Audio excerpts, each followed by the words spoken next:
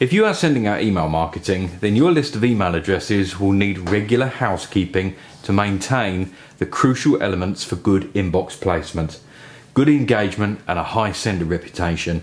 In this quick video, we're going to take a look at how to do this. So what happens if you don't carry out regular housekeeping of your list? Does it cause any damage to your email marketing, your company domain or your sending server? Well, in short, the answer is yes, it causes damage to all of the above.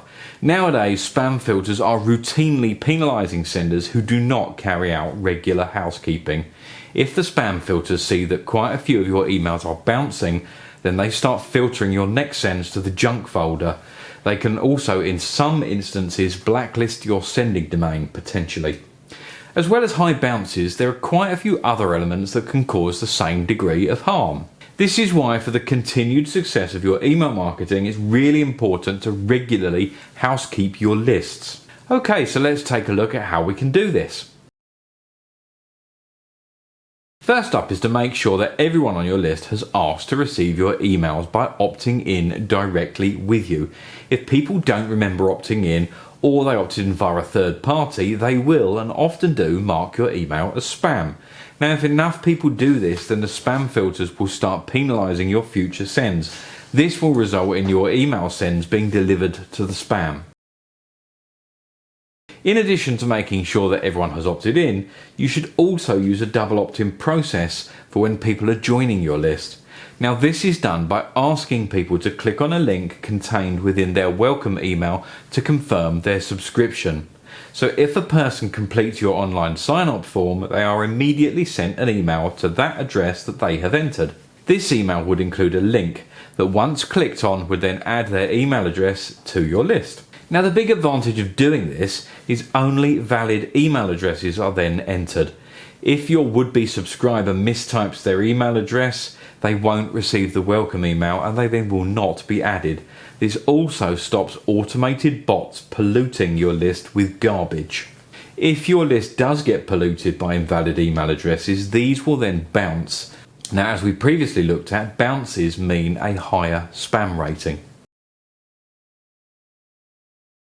Now, if you are using email marketing software, then it's likely that this process will be automated and people clicking on the unsubscribe link will be automatically deleted for you.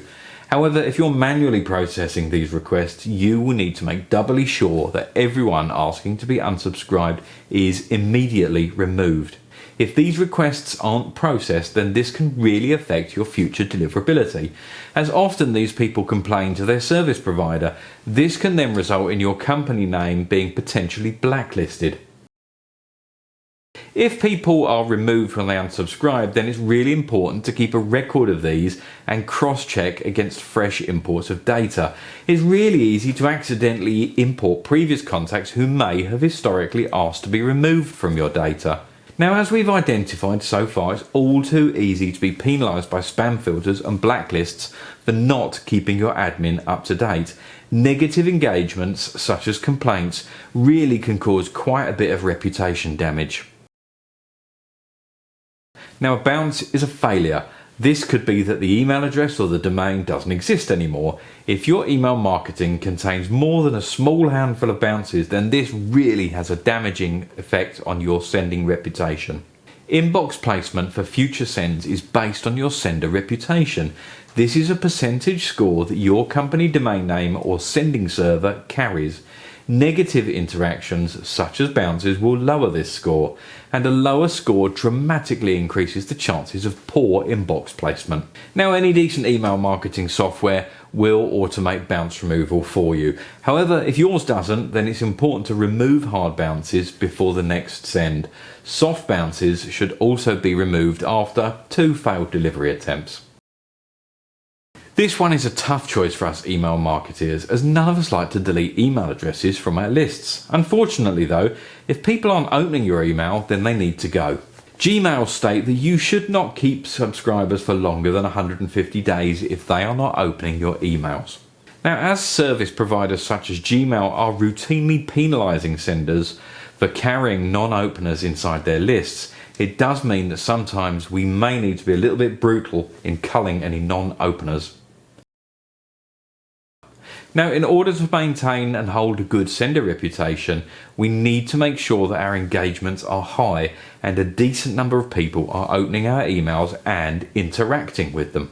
Now, we can maximize this enormously by segmenting our lists into groups of people who have specific interests in specific product areas.